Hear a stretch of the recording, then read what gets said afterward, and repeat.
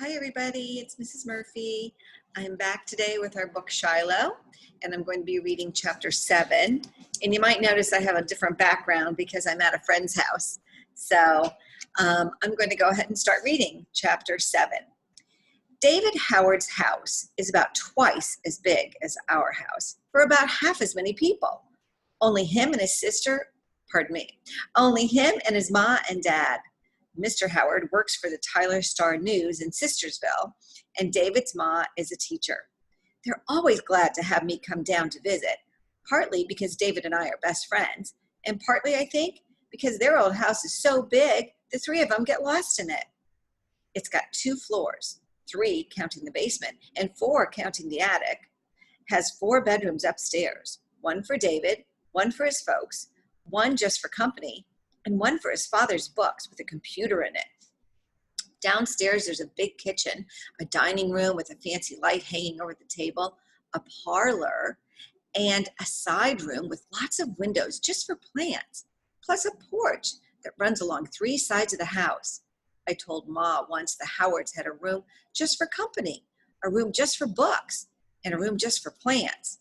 And she said that was 3 rooms too many. First time I ever saw any envy in my ma. David says the house used to belong to his great-granddaddy, so I figured it'll get to be David someday. Like maybe our little house on the hill in the meadow and the far woods will belong to me and Shiloh. Except I'd probably have to share it with Dara, Lynn, and Becky, and whoever they marry. And that's a lot of people for 4 rooms. Marty, Mrs. Howard says when I ring their doorbell that sounds like a church chime. We're so glad to see you. Come on in. She always meant it too. It's as though she thinks about me even when I'm not there. Then David comes whooping downstairs carrying the helicopter that flies when you pull a string. And pretty soon we're out in the backyard, chasing around after the helicopter and telling each other what we've been doing the last 6 weeks since school let out. I got to bite my tongue not to let on about Shiloh. We sit on David's back steps and eat popsicles his mom makes out of pineapple juice. I tell David about the fox I saw with a gray body and a red head, and he tells me about his aunt's Siamese cat that yowls just for the pure joy of making noise.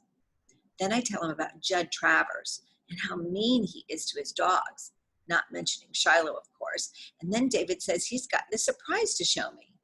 We go upstairs to his room, and David says he got a pet and asks, do I want to hold it? Sure, I tell him, what is it? Sit down and close your eyes and hold out your hands, says David. I sit down on the edge of his bed and close my eyes and hold out my hands. I expect something warm and wiggly and furry to plop into my arms. Instead, I feel something cold and round and plastic. And then I look. It's a fishbowl with sand in it. And a hermit crab scurrying around with a shell on its back. This is a pet. My first pet, David says. His name is Hermie. See all those shells in there? We bought them for him. At night, he gets out of one and puts on another, just like changing clothes. I look at David and I look at the crab and the fishbowl, and I want to tell him about Shiloh and how we run up and down the far side of the hill every day and roll in the grass and how he licks my face. But I can't tell him anything. Not yet. Not ever, maybe.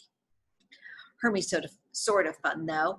We get out David's old blocks, the kind you play with back when you're in kindergarten, and we built this big maze with walls on both sides, and then we put Hermie in it. He skids along the maze, looking which way to go, and we laugh when he gets himself into a dead end. I guess any kind of pet's okay once you get used to it, but I wouldn't trade Shiloh for all the hermit crabs in the world. When can I come up to your house? David asked me when we put the blocks away. I don't know, I tell him. Ma's had this sort of headache lately, and she can't take any noise at all. Boy, I am sure asking for trouble with that one. We could stay out on that big hill, David suggests. Chase around in that field. Play lookout. Don't think we ought to till she's feeling better, I say. I'll let you know. But I can come down here again next week, maybe. I tell Mrs. Howard I got to be home by late afternoon to help out. And she says, surely I can stay for lunch, which is what I was hoping. I sit down at the table with placemats, which are little doll-sized tablecloths under each plate. Mrs. Howard's made us each a chicken salad sandwich with lettuce and tomato and toothpicks with olives on top to hold it all together. David's ma is like that. I think it's because she's a teacher, always looking for ways to make something better than it is. She does the same with boys. She doesn't just leave us to eat by ourselves. My ma packs us a lunch and lets us eat out in the woods. Mrs. Howard always sits down to eat with us and talks about grown-up things. Today she tells us about how we've got some new people elected to office who are going to be more honest, she hopes, than the people they defeated, and how the country's going to be better because of it. And so while the whole state of West Virginia, David's ma is thinking big. You can't just go on electing people to government because they were friends of your fathers or grandfathers, she says, chewing on her celery. Mostly, I think about food. I eat every bit of my chicken sandwich. I'm so hungry. I don't even save some for Shiloh. Then I'm ashamed of myself.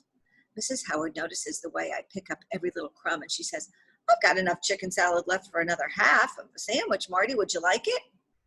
Sure would taste good on the walk back home, I tell her, and she sets right to work, wrapping it up for me. Shiloh's dinner, I tell myself. But lunch isn't over yet. After the sandwich, there's tapioca pudding and chocolate-covered graham crackers, which I love almost as much as Christmas. I don't see any way to get the pudding to Shiloh, so I eat that. But I ask, can I take a couple cookies along to eat on the way home too? And she opens the sack and sticks in 6 cookies. Ma would have blushed with shame if she'd heard me ask like this, but seems I'm at the point where I'll do almost anything for Shiloh. A lie don't seem a lie anymore when it's meant to save a dog, and right and wrong's all mixed up in my head. Worse than that, when I leave David's house, I don't even head home. First, I go down the street to the corner store and ask Mr. Wallace, does he have any sort of old cheese or lunch meat that he can sell me cheap? I got 53 cents for the cans I collected so far that Dad turned in for me, and I show Mr. Wallace how much I got. Well, Marty, let me see what I can find back here, he says, leading me into a little room behind the counter. He's sort of talking without looking at me, the way folks do when they don't want to embarrass you. I got some stuff here that's not exactly spoiled, but it's too old to sell. Wouldn't want your family getting sick on it, though. I blushed then, because my dad would die of embarrassment if he knew that Mr. Wallace is thinking that I'm buying this food for our supper. But there's no way in the world I can let on about Shiloh.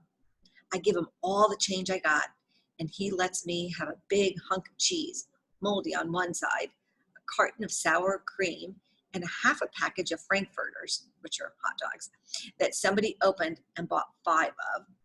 I'm happy as a flea on a dog. Ooh, that's a nice simile. Somehow, I know without asking that Mr. Wallace isn't going to go telling folks about it, because people around here tend to keep quiet and out of someone else's business. Next problem I got to solve, though, is how to keep all this stuff from spoiling in the July heat. Can't keep it in our refrigerator or Ma would notice right off. When I get home, Mom is ironing and watching TV, and Darylyn and Becky are out on the front swing with paper dolls spread out all over the place. So I fish around out in the shed till I find me an old high C can. It's like a metal can that would hold a juice. I sneak off up to the hill with the can and all the food I got with me. Then, with Shiloh watching, I put a rock in the bottom of the can to hold it down. I set it in the cool stream, surrounding it with rocks, and I put the container of sour cream, the hot dogs, and the cheese and the cookies in there. Put the plastic lid on it and set a large rock on top to keep the raccoons out. I'm so proud of myself. I would like to crow.